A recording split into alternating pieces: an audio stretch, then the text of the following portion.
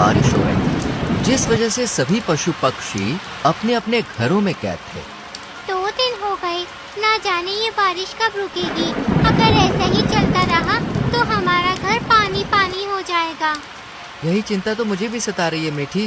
काश हमारा घर भी जंगल के पक्षियों की तरह ऊंचाई वाले पेड़ों पर होता, तो आज हम सुरक्षित होते। मगर ये मुमकिन नहीं है मोंटू, हमें कुछ तो करना होगा। इतनी बारिश में हम कर भी क्या सकते हैं। चलो तुम परेशान मत हो, खाना खाकर सो जाते हैं। कल सुबह अगर बारिश थमती है तो मैं देखता हूँ कि क्या करना है। मोंटू और मीठी दोनों खाना खाकर सो जाते हैं और आधी रात को मोंटू आंखें खोलो। मोंटू देखो, हमारे घर में पानी घुस आया है। अरे नहीं, जिसका डर था वही हुआ। अब इससे पहले कि हम इसी पानी में डूबकर मर जाएं, चलो जल्दी से बाहर निकलो। मोंटू और मीठी दोनों अपने घर से एक पोटली में जरूरी सामान लेकर बाहर निकल आते हैं। अब हम क्या करेंगे मोंटू, कहाँ जाएंगे? हम तो इस जंगल में कुछ दिन पहले ही आए हैं, कोई हमें जानता भी नहीं, तो किससे मदद मांगे? पर मीठी, हमारे साथियों की बस्ती यहाँ से दूर है और बारिश में हम वहाँ नहीं जा सकते, इसलिए हमें यहीं किसी से मदद मांगनी होगी। आओ। मोंटू पक्षियों से मदद मांगने का फैसला करता है। पीलू, ओ पीलू, कोई है क्या घर में? अरे बाहर आओ, मुझे मदद चाहिए। कौन है जो इतनी रात को गला फाड़ रहा है? बाहर जाकर देखता हूँ। अरे तुम तो मोंटू हो ना, पिछले हफ्ते ही हमारे जंगल में आए हो। बताओ क्या हुआ? इतनी बारिश में इतनी अच्छी नींद आ रही थी यार, क्यों बिगाड़ी? वो हमारे घर में पानी भर गया है, बारिश में कोई दूसरा घर भी नहीं बना सकता। क्या आप हमें अपने घर में रख सकते हैं? देखो मोंटू, मेरे घर ना कुछ रिश्तेदार आए हुए हैं, मैं खुद एक कोने में सो रहा हूँ। ऐसे में तुम्हें कहाँ अंदर लूँ? तुम किसी और से पूछ लो। मोंटू के कुछ बोलने से पहले ही पीलू दरवाजा बंद कर देता है। मुझे नहीं लगता कोई हमारी मदद करेगा, और क्यों ही करेगा, हम अनजान हैं और पक्षी भी तो नहीं है। नहीं मीठी, तुम निराश मत हो, मैं मोनी से बात करता हूँ। उनसे बात हुई है मेरी 1-2 बार। मोंटू मोनी चिड़िया के घर के बाहर खड़ा होकर जोर से चिल्लाता है, मोनी, ओ मोनी। अरे मोंटू, क्या हुआ इतनी रात को? वो भी इतनी बारिश में बाहर क्यों घूम रहे हो? नहीं मोनी, मैं घूम नहीं रहा हूँ, बारिश में मेरा घर पानी से भर गया है, मुझे मदद चाहिए। क्या तुम हमें अपने घर में आने दे सकती हो?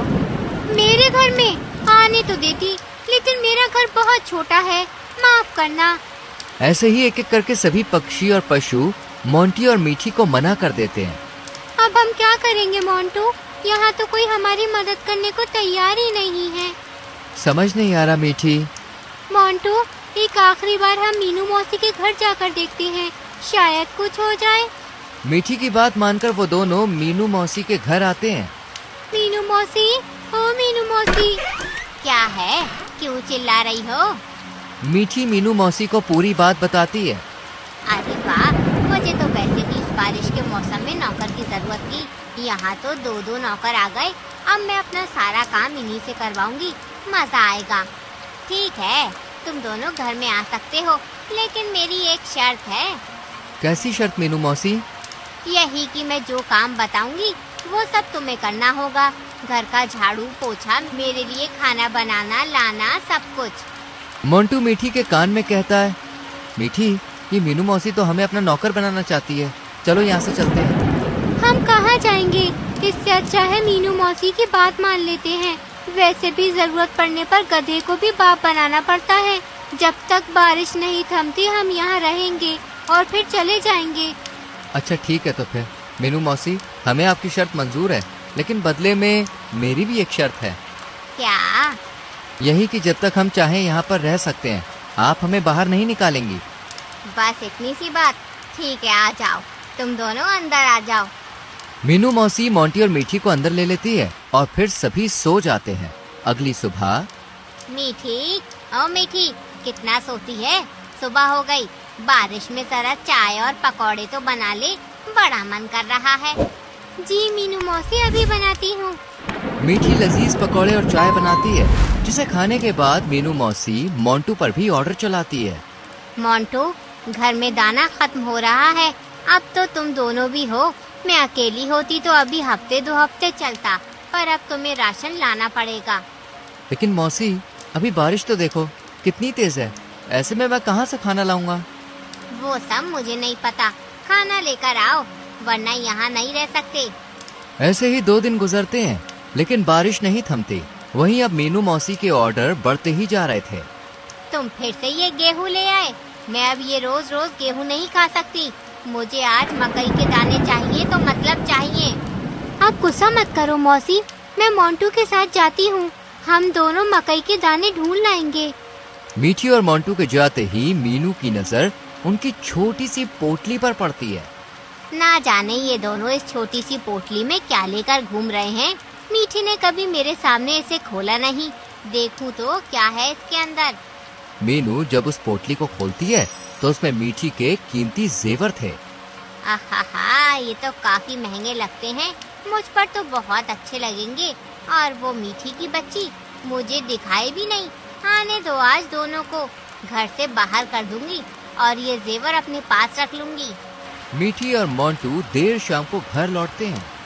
मीनू मौसी, देखो हम आपके लिए मकई के दाने ले आए। अब आप आराम से इन्हें खाकर अपना पेट भर लीजिए। हे भगवान, ये सड़े गले मकई के दाने खिलाकर मुझे मारना चाहते हो तुम दोनों, ताकि ये घर हड़प सको, पर मैं ऐसा नहीं होने दूंगी। नहीं मीनू मौसी, ऐसी कोई बात नहीं है। हमारा कोई ऐसा इरादा नहीं था। मैं सब समझती हूँ। तुम दोनों की चाल है ना ये। अरे तुम दोनों को तो मैंने अपने घर में पनाह देकर ही गलती कर दी। ना जाने किस मनहूस घड़ी में तुम्हें अपने घर में रुकने दिया, जो आज मुझे ये दिन देखना पड़ रहा है। अब मैं तुम्हें एक मिनट भी यहाँ बर्दाश्त नहीं करूँगी। अभी के अभी निकल जाओ यहाँ से। ठीक है मौसी, हम जा रहे हैं, लेकिन हमारी पोटली तो दे दो। आहा, देखो तो जरा, इतने दिन से यहाँ खा रहे हो, रह रहे हो, उसकी भरपाई कौन करेगा। अब जाते हो या बुलाऊं महाराज को? 2 मिनट में तुम्हारा हिसाब कर देंगे। इस तरह मीनू मौसी उन्हें धक्के मारकर घर से बाहर निकाल देती है और वो बेचारे एक जगह खड़े होकर रोने लगते हैं। मुझे माफ कर दो मीठी, तुम्हारे जेवर भी मौसी ने ले लिए। वो तुम्हारे पिताजी ने दिए थे। रानू चिड़िया दोनों को रोता देख लेती है और वो उनके पास आती है। मोंटू, मीठी, क्या हुआ? तुम दोनों रो क्यों रहे हो? सब ठीक तो है? कुछ ठीक नहीं है। मीठी रोते हुए पूरी बात रानू को बताती है। ये तो मौसी ने बहुत बुरा किया। तुम चिंता मत करो, आओ मेरे घर चलो। रानू दोनों को अपने घर लेकर जाती है, जहाँ मोंटू के दिमाग में एक आइडिया आता है और वो रानू और मीठी को पूरा प्लान समझाता है। और अगले दिन रानू चिड़िया मीनू मौसी के घर जाती है। मीनू मौसी, ओ मीनू मौसी, अभी तक सो रही हो क्या? हाँ, बस कोई काम नहीं था, आँख लग गई। क्या हुआ रानू, तुम यहाँ? क्या हो गया? क्या बताऊँ मौसी, ये बारिश ने तो कहर मचा रखा है। इतने दिन हो गए लगातार बरसे ही जा रही है, बरसे ही जा रही है। सुना है 2 दिन और रहेगी, पर मेरा घर टपकने लगा है। अगर मैं वहाँ रही तो जरूर जान से चली जाऊंगी। क्या मैं तुम्हारे घर में रह सकती हूँ? सिर्फ 2 दिन के लिए। मीनू मौसी रानू को अंदर आने देती है। अच्छा हुआ मौसी जो तुमने मुझे अपने घर में जगह दे दी, वरना मेरा हाल भी वो मोंटू और मीठी की तरह होता। भगवान उनके जैसी हालत किसी की ना करे। क्यों भला, ऐसा क्या हुआ उनके साथ? कुछ मत पूछो मौसी, बेचारे कितनी उम्मीद लेकर हमारे जंगल में आए थे, पर होनी को कौन टाल सकता है। सुना है उनका घर पानी में बह गया, जिस वजह से बेचारों को बारिश में रहना पड़ा और ज्यादा भीगने की वजह से दोनों मारे गए। पक्षियों का तो ये भी कहना है कि उनके पास कोई जेवरात वगैरह थे और अब उनकी आत्मा अपने सामान को ढूंढ रही है। क्या क्या क्या क्या?